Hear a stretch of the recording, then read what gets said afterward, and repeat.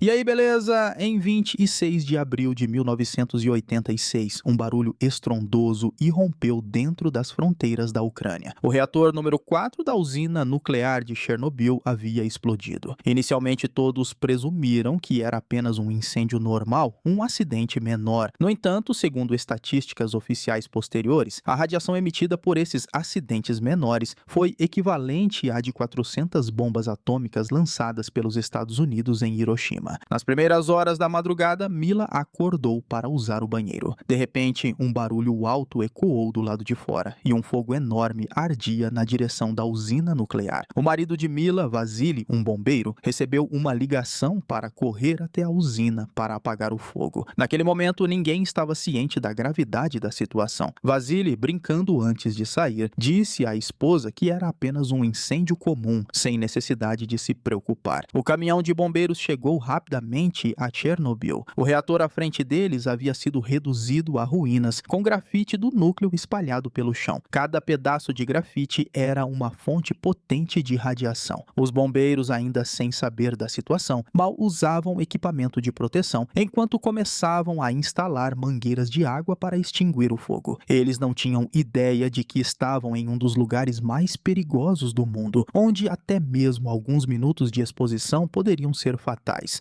Logo, alguns começaram a notar que algo estava errado. Seus rostos começaram a queimar devido à radiação. Um bombeiro, por curiosidade, pegou um pedaço de grafite e imediatamente sua luva começou a derreter e sua palma ficou queimada e ensanguentada. Minutos se passaram e os bombeiros começaram a vomitar e até a desmaiar. Mais bombeiros chegaram para substituí-los. Enquanto esses heróis arriscavam suas vidas, os engenheiros no laboratório ainda estavam perplexos. Todas as luzes de aviso no console de controle estavam acesas e os alarmes soavam incessantemente. Dyatlov, o engenheiro-chefe adjunto encarregado naquela noite, não tinha ideia do que estava acontecendo. Sua primeira reação foi culpar dois de seus subordinados. Então, um engenheiro apavorado entrou correndo, dizendo que o núcleo do reator havia explodido. Dyatlov não acreditou nele. Em vez disso, acusou o engenheiro de enlouquecer de medo. Ele não podia acreditar porque a explosão do núcleo do reator era teoricamente impossível em circunstâncias normais e, se de fato tivesse acontecido, não era um acidente nuclear comum. Na verdade, depois que o engenheiro afirmou que o núcleo havia explodido, Dyatlov saiu para dar uma olhada. Ele viu o grafite do núcleo espalhado por toda parte e sentiu o odor metálico no ar. No entanto, ao retornar ao laboratório, ele escolheu negar o que viu, continuando a enviar seus subordinados ao reator para investigar. Esse comportamento era semelhante a enviá-los para a morte e, com certeza, sob a radiação avassaladora, os engenheiros começaram a vomitar sangue e desmaiaram no meio do caminho. Aqueles que conseguiram retornar estavam irreconhecíveis em questão de minutos. Vendo a situação sair de controle, Dyatlov deixou apressadamente o laboratório altamente radioativo e se refugiou em uma sala segura para relatar a situação a seus superiores. Em pouco tempo, o diretor da usina e o engenheiro-chefe também chegaram à sala segura. A primeira coisa que discutiram ao se encontrarem foi a transferência de responsabilidade. Primeiro, o diretor da usina falou, argumentando que não poderia ser responsabilizado, pois estava dormindo na hora.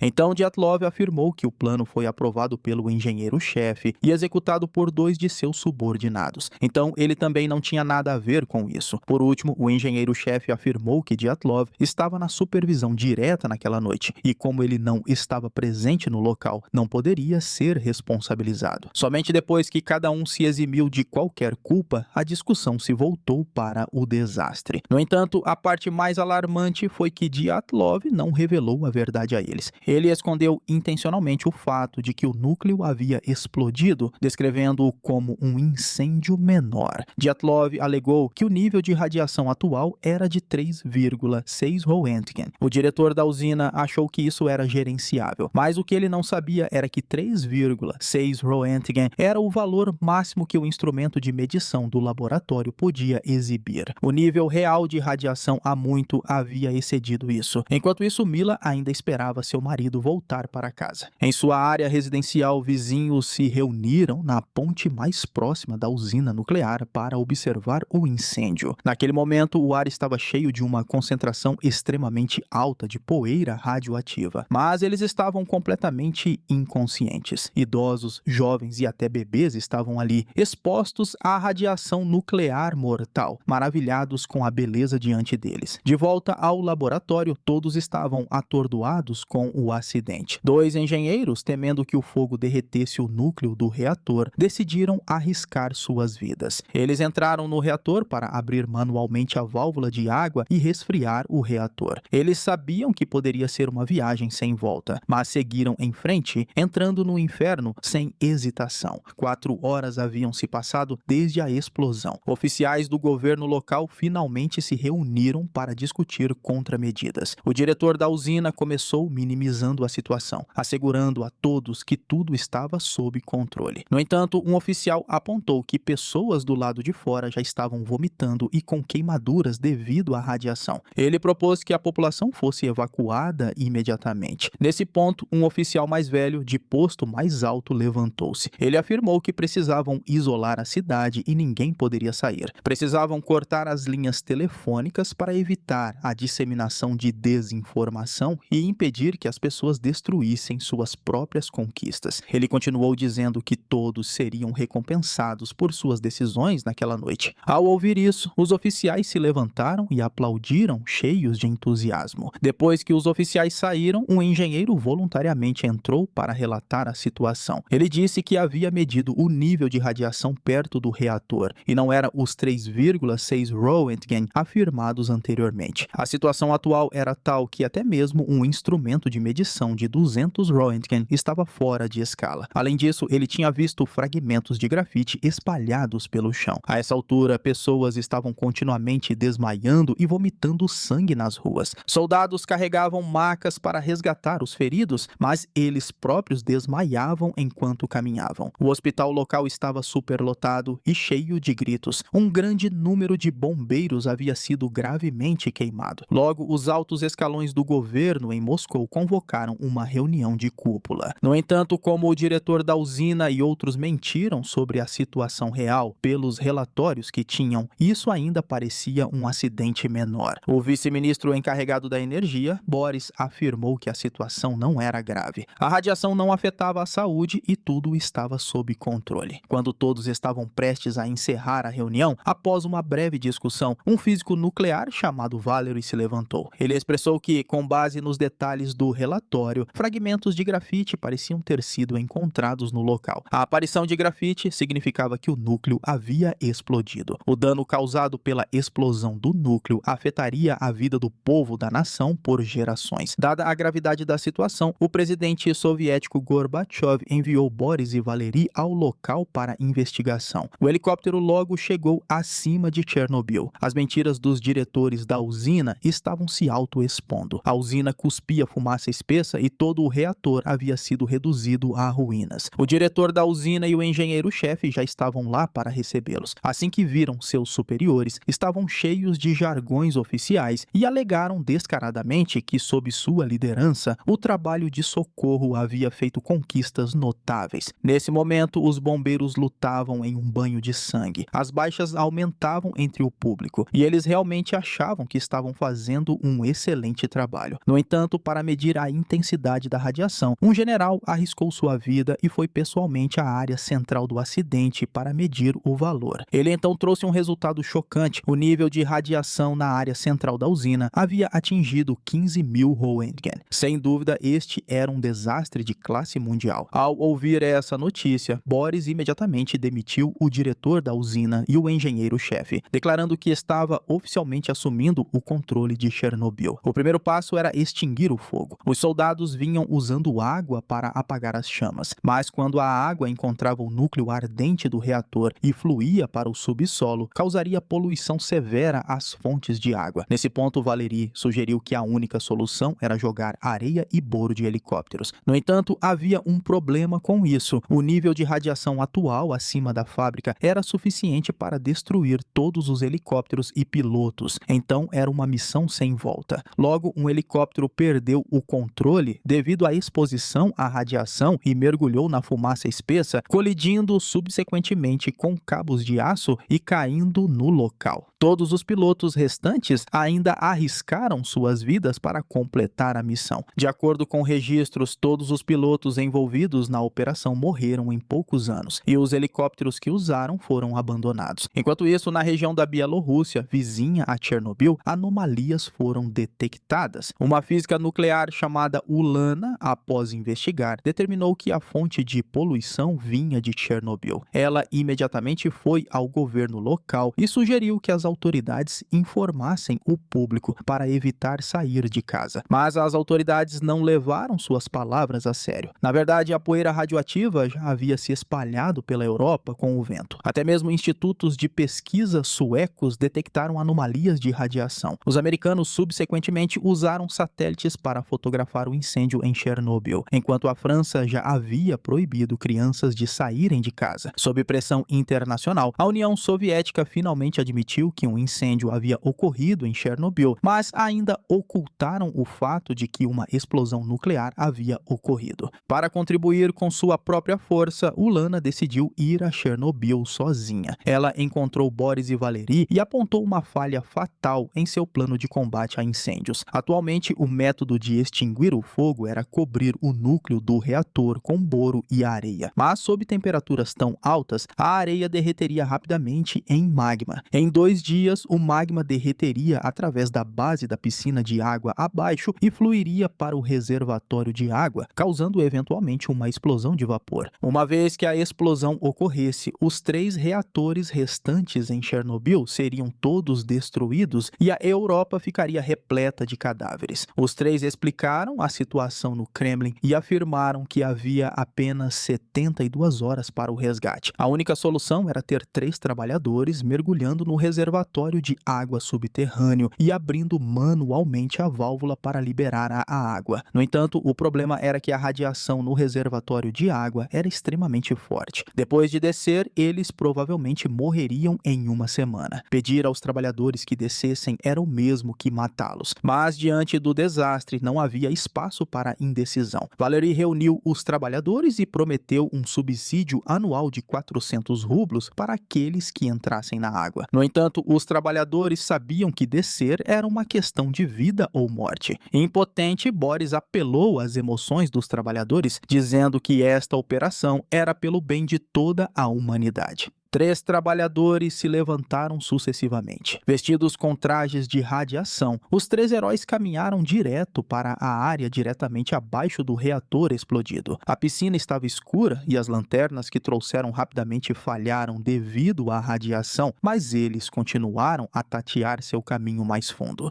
Finalmente, eles completaram a tarefa desafiadora e um grande desastre foi evitado. Em outro lugar, Mila chegou ao hospital de Moscou em busca de seu marido, Vasily. Após muito esforço, ela finalmente viu seu marido, cujo rosto havia sido severamente queimado. Felizmente, o estado mental de Vasily parecia estar melhorando, parecendo estar se recuperando lentamente. No entanto, isso era apenas a calmaria antes da tempestade. Naquela noite, Mila foi acordada pelos gritos de dor de seu marido. Quando ela chegou ao quarto dele, Vasily estava irreconhecível, seu corpo coberto de bolhas. Vendo-o nesse estado, Mila ficou de coração partido.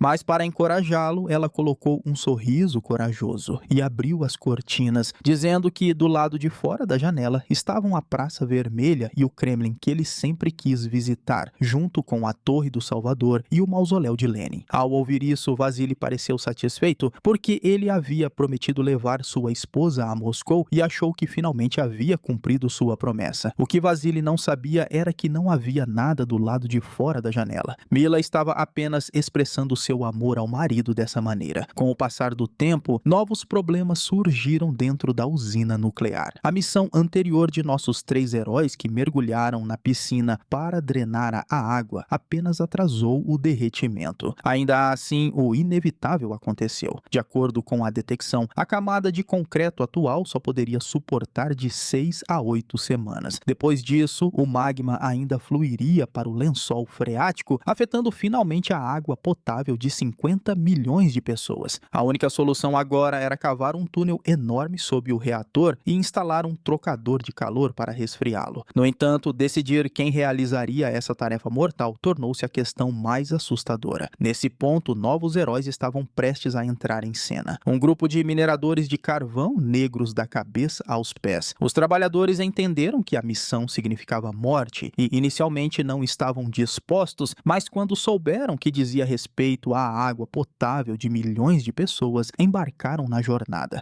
Antes de partir, eles bateram a poeira de carvão de seus corpos no traje imaculado do ministro do carvão, dispostos a se sacrificar pela dignidade da vida. O ônibus chegou a Chernobyl. O capataz encontrou Valerie e soube que a tarefa específica era cavar um túnel de 150 metros e um espaço subterrâneo em 6 semanas. O capataz liderou os trabalhadores, enfrentando radiação intensa e temperaturas subterrâneas de 50 graus Celsius, para começar a trabalhar dia e noite. Enquanto o trabalho de resgate estava em andamento, alguém precisava buscar a verdade. Do outro lado, Valerie encontrou Ulana e pediu que ela fosse a Moscou investigar o que exatamente aconteceu na noite da explosão. Quando Ulana chegou ao hospital, viu o jovem engenheiro que havia descido para girar a válvula, agora irreconhecível. Após entrevistar vários engenheiros presentes na noite, Ulana gradualmente se aproximou da verdade. No entanto, assim que se preparou para continuar sua investigação, foi presa pela KGB. Eles não apenas prenderam Ulana, mas também monitoraram secretamente o trabalho de Valerie e Boris. Portanto, estava claro que a explosão naquela noite não foi meramente devido a erros operacionais. Também escondia um escândalo do governo soviético. O Kremlin convocou outra reunião do mais alto nível. O trabalho de resgate mais urgente estava quase concluído. A primeira tarefa era evacuar os residentes dentro de uma área de 2.600 quilômetros quadrados ao redor de Chernobyl. A segunda tarefa era a limpeza pós-desastre, que era igualmente severa. A limpeza pós-desastre foi dividida principalmente em 3 aspectos. Primeiro, os corpos daqueles membros da equipe de resgate gravemente irradiados precisavam ser selados em caixões de metal e depois enterrados profundamente no subsolo em concreto. Eles sacrificaram suas vidas pelo país enquanto vivos e mesmo na morte precisavam ser isolados para sempre do mundo. Entre eles estava Vasily. Nesse momento, Mila, segurando os sapatos do marido, chorava silenciosamente ao vento. Ela já estava grávida e podia se prever que seu filho, ainda não nascido neste mundo, já estava severamente danificado pela radiação nuclear. O outro aspecto da limpeza era a remoção dos fragmentos de grafite expelidos pela explosão, que eram as coisas mais mortais neste desastre. Além disso, evacuar residentes era outra tarefa importante. Soldados totalmente armados começaram a evacuar vilarejos. No entanto, uma mulher idosa permaneceu em sua casa, recusando-se a sair. Ela disse que já tinha 82 anos e vivenciou a revolução desde os 12. Esta não era a primeira vez que soldados com armas pediam que ela saísse. Os alemães invadiram, os russos vieram, mas ela nunca deixou sua terra natal. No entanto, o fato era cruel. Sob radiação nuclear, não havia sobreviventes. De fato, desta vez era pior do que nunca. Além de evacuar os residentes, outra tarefa era descartar os animais irradiados, tanto animais de estimação quanto selvagens. Os soldados receberam ordens para matar todos os animais dentro da zona de exclusão. Devido à falta de mão de obra no acampamento militar, Pavel, que nunca havia disparado uma arma antes, foi redesignado para realizar a tarefa. 3 deles vieram para a vila. Um veterano disse a ele que se o primeiro tiro não atingisse o ponto vital, ele deveria atirar novamente para evitar causar dor desnecessária aos animais. Então o veterano assobiou e cães de estimação saíram abanando o rabo, mas não sabiam que o que os esperava não era comida, mas balas. Pavel, matando pela primeira vez, inicialmente fingiu calma, mas estava tão nervoso que seu corpo inteiro tremia. Ele puxou o gatilho, mas não atingiu um ponto vital. O cachorrinho gania de dor no chão. Felizmente, o veterano chegou a tempo de atirar novamente e pôr fim àquela tragédia. Durante a pausa para o almoço, Pavel estava perdido em pensamentos. O veterano entendia a culpa da primeira morte. Esta catástrofe apocalíptica levou quase 100.000 pessoas e inúmeros animais, e cada vida perdida merecia um memorial solene. Após a preparação psicológica do dia anterior, Pavel pôde finalmente puxar o gatilho no dia seguinte. Mas quando entrou em uma casa, a cena diante dele quase o fez desmaiar. Uma cadela-mãe com vários filhotes abanava o rabo para ele. Felizmente, o veterano chegou naquele momento. Ele pediu a Pavel para sair e ele cuidaria disso. Então, o som de tiros ecoou na casa. Os animais mortos seriam jogados em uma grande cova e cobertos com concreto, selados para sempre no subsolo. Enquanto isso, o trabalho de limpeza do grafite continuava. As duas primeiras áreas estavam quase limpas. Em seguida, vinha a área mais letal, uma região onde a radiação chegava a 12.000 roentgens. Para isso, os soviéticos pegaram emprestado um robô especialmente projetado de seus antigos rivais, a Alemanha. Todos na sala prenderam a respiração, esperando que o robô fizesse maravilhas. Mas assim que foi ligado e deu alguns passos, o robô quebrou completamente. Quando Boris ligou para perguntar sobre a situação, recebeu notícias enfurecedoras. Acontece que os altos escalões soviéticos haviam ocultado intencionalmente os valores reais de radiação e apenas declararam publicamente uma radiação máxima de 2.000 roentgens. Como resultado, o robô alemão era inútil. Os soldados nas linhas de frente lutavam desesperadamente, enquanto os burocratas desconsideravam tão cruelmente a vida humana. Isso enfureceu Boris, que sempre esteve do lado dos oficiais. Como o robô não era mais confiável, havia apenas uma opção: usar humanos. Os bravos homens escolhidos foram transportados de caminhão para o centro da explosão. Eles estavam prestes a entrar em um inferno da vida real. Os soldados estavam totalmente equipados, seus corpos envoltos em grossas peles de chumbo. O general comandante estava ao lado dando instruções. Cada pessoa só poderia ficar no topo por no máximo 90 segundos. Após 90 segundos, deveriam retornar imediatamente ao som do sino. Dessa forma, em locais onde rovers lunares e robôs não podiam trabalhar, esses heróis milagrosamente completaram sua tarefa com sua própria carne e sangue. De acordo com registros, um total de 3.828 soldados participaram desta operação. O principal trabalho de limpeza foi concluído. Esta catástrofe horrível estava finalmente chegando ao fim. Pavel, no acampamento militar, não era mais um jovem inexperiente. Seu contínuo abate de animais encheu seus olhos de desespero e complexidade. No hospital, Mila deu à luz um natimorto. Tendo perdido o marido e o filho consecutivamente, ela havia perdido tudo para este acidente. Embora o desastre tivesse passado, tudo ainda precisava ser acertado. Ulan havia sido libertada da prisão. Através de dias de investigação, ela basicamente descobriu os detalhes da explosão daquela noite. Mas havia uma coisa que ela ainda não conseguia entender. A explosão real ocorreu depois que os técnicos pressionaram o botão de desligamento de emergência. Um desligamento de emergência é essencialmente um botão de segurança. Em caso de emergência, o reator pararia de funcionar assim que fosse pressionado. Simplificando, este botão existe para prevenir uma explosão nuclear. Ulana foi à biblioteca e finalmente encontrou algumas informações relevantes apenas para descobrir que as duas páginas sobre o botão de desligamento de emergência haviam sido arrancadas. Ela levou a informação para Valerie, o que o fez perceber algo. Esta informação foi originalmente escrita por seu colega e as páginas arrancadas escondiam problemas potenciais com a usina nuclear. Neste momento, Valerie finalmente entendeu o cerne do problema. O mecanismo de funcionamento do desligamento de emergência era inserir todas as hastes de resfriamento no reator para desligá-lo. Mas, para economizar dinheiro, os soviéticos não instalaram barreiras protetoras nas pontas das hastes de resfriamento. Assim, após o botão de emergência ser pressionado, o grafite nas pontas das hastes de resfriamento entrou em contato com o núcleo reator, causando instantaneamente a explosão. Em outras palavras, para economizar dinheiro, os soviéticos transformaram o que deveria ser um botão de segurança em um botão de explosão. Ulana apoiou fortemente Valerie em contar a verdade ao mundo, porque só assim os soviéticos seriam forçados a substituir as hastes de resfriamento em outras usinas nucleares e evitar que tal tragédia acontecesse novamente. Mas o problema era que, se realmente fizessem isso, significaria humilhar os soviéticos na frente do mundo inteiro. Para um cientista como Valery, isso envolvia questões políticas, o que era mais angustiante do que limpar os destroços de Chernobyl. Não demorou muito para que oficiais do governo começassem a pressionar pressionar Valery, ameaçando-o para nunca revelar a verdade. Logo depois, a Suprema Corte iniciou um julgamento. O diretor da usina, o engenheiro-chefe e o engenheiro-chefe adjunto estavam no banco dos réus, enquanto Boris, Valery e Ulana eram testemunhas-chave depondo no tribunal. O trio se revezou falando e a verdade começou a ser revelada. Primeiro foi Boris. Ele apontou que o reator que explodiu havia sido colocado em operação antes de ser concluído. O diretor da usina e outros haviam falsificado intencionalmente os documentos de conclusão. Eles fizeram isso para completar sua tarefa antes do final do ano e ganhar mérito com seus superiores. Antes da inspeção de aceitação, o reator havia falhado em um teste, que o diretor e outros haviam conduzido 3 vezes, todas terminando em falha. Em vez de refletir sobre seus erros, eles seguiram em frente com um 4º teste que levou ao desastre de Chernobyl. Depois que Boris desceu, Ulana continuou. De acordo com sua investigação, o 4º teste estava inicialmente agendado para o dia, mas a usina local disse que tinha que esperar até meia-noite para reduzir o fornecimento de energia para o teste. Uma equipe profissional teria cancelado o teste, mas a administração não se importou. Eles só queriam obter o relatório do teste o mais rápido possível. Houve uma recente transferência de emprego na usina nuclear. O diretor da usina estava prestes a sair e o engenheiro-chefe seria promovido a diretor, enquanto o engenheiro-chefe adjunto seria promovido a engenheiro-chefe. Para conseguir isso, eles precisavam de resultados de desempenho. Como resultado, o teste foi casualmente agendado para o turno da noite. Os trabalhadores do turno da noite não tinham experiência com tais testes e estavam confusos com as instruções de operação. Em seguida, foi Valery. Ele afirmou que Dyatlov, o engenheiro-chefe adjunto, estava no comando do laboratório naquela noite. Como ele queria terminar o trabalho mais cedo, sua atitude em relação ao teste foi superficial. Ele desconsiderou as perguntas dos subordinados e até violou procedimentos para economizar tempo, emitindo ordens ilegais. O dispositivo de aquecimento e o dispositivo de resfriamento interagem entre si, permitindo que o reator produza um nível de potência adequado e, por fim, gere eletricidade. Mas, sob uma série de instruções erradas de Dyatlov, o equilíbrio entre os dois dispositivos foi completamente quebrado, causando uma queda drástica na potência do reator. Neste ponto, os engenheiros encarregados decidiram desligar o reator e esperar 24 horas, que era a medida corretiva correta. No entanto, Dyatlov, ansioso por uma promoção rápida, decidiu violar os procedimentos e reaquecer o reator à força, até mesmo ameaçando os subordinados de que, se não fizessem o que ele dizia, nunca mais encontrariam trabalho. Foi a instrução errônea de Dyatlov que levou todos a um caminho sem volta. Para reaquecer o reator, os técnicos removeram quase todas as hastes de controle. A essa altura, o computador já havia emitido um aviso para desligar o reator, mas Dyatlov ainda insistiu em continuar o teste. Sem hastes de controle para neutralizar a reação, a potência do reator começou a subir linearmente. Em poucos segundos, excedeu instantaneamente o valor nominal. Sob tais circunstâncias, a única coisa que poderia ser feita era pressionar o botão de desligamento de emergência para extinguir o reator imediatamente. Mas, como mencionado anteriormente, como os soviéticos cortaram custos, eles não usaram hastes de controle padrão. Pressionar este botão era equivalente a detonar a usina nuclear. Arriscando sua vida, Valery finalmente revelou todas as verdades. O que o esperava era uma prisão esperada. Este cientista, que dedicou inúmeros esforços ao incidente de Chernobyl e salvou inúmeras vidas, foi eventualmente tratado de forma mais dura do que a pena de morte. Altos funcionários do governo anunciaram sua sentença pessoalmente. Em primeiro lugar, tudo o que ele disse no tribunal naquele dia não seria reconhecido pelo Estado, nem seria relatado por qualquer mídia. Todos os seus gritos foram em vão. Além disso, ninguém acreditaria em nada do que ele dissesse. Suas contribuições seriam divididas por aqueles que eram mesquinhos e sem princípios. Além disso, ele se tornaria um homem insignificante e invisível pelo resto de sua vida, morrendo eventualmente sozinho. Após o julgamento, Valery foi secretamente levado embora. Boris e Ulana observaram silenciosamente seu ex-colega de longe. Eles nunca mais se encontrariam em suas vidas. Após este julgamento, Valery desistiu por desespero. Aqueles mineradores que trabalharam dia e noite completaram sua tarefa antes do prazo. prazo, mas o custo foi que mais de 100 deles não viveram para chegar aos 40 anos. Além disso, aqueles que foram à ponte ferroviária para assistir ao incêndio na noite da explosão morreram todos de radiação nuclear, e a ponte foi, portanto, chamada de Ponte da Morte. Após o desastre, um total de 500 mil de pessoas em todo o mundo participou dos esforços de resgate. Até hoje, o incidente causou câncer em 270 mil pessoas, com 93 mil mortes confirmadas. Ao redor de Chernobyl, 2.600 quilômetros quadrados foram completamente abandonados, transformando-se em uma cidade fantasma. Foi a explosão nuclear mais severa da história humana e uma das maiores catástrofes que a humanidade enfrentou em quase um século. Mas o que é lamentável é que inúmeros cientistas e pessoas pagaram o preço de suas vidas, mas os criminosos que causaram esses desastres viveram decentemente. Na realidade, o diretor da usina, o engenheiro-chefe e o engenheiro-chefe adjunto foram condenados a apenas 10 anos de prisão. O engenheiro-chefe continuou a trabalhar na usina nuclear após sua libertação, e o engenheiro-chefe adjunto viveu até 1995, morrendo aos 65 anos. Os 3 trabalhadores que se voluntariaram para abrir as válvulas debaixo d'água não morreram todos de radiação. 2 deles ainda estão vivos hoje. A vida estava voltando lentamente ao normal fora da zona de quarentena. No parque de diversões, mães empurravam seus filhos em balanços. Na Praça da Fonte, jovens pais carregavam seus filhos, todos sorrisos. Esposas de meia-idade passavam romanticamente os dedos pelos cabelos de seus maridos.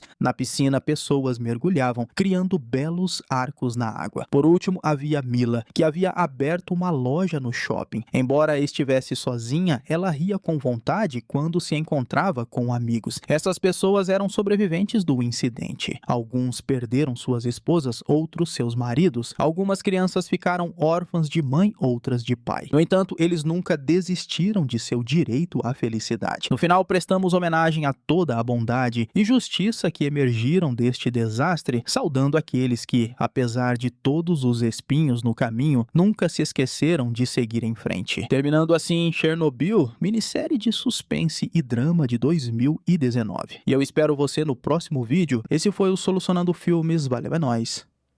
Fui.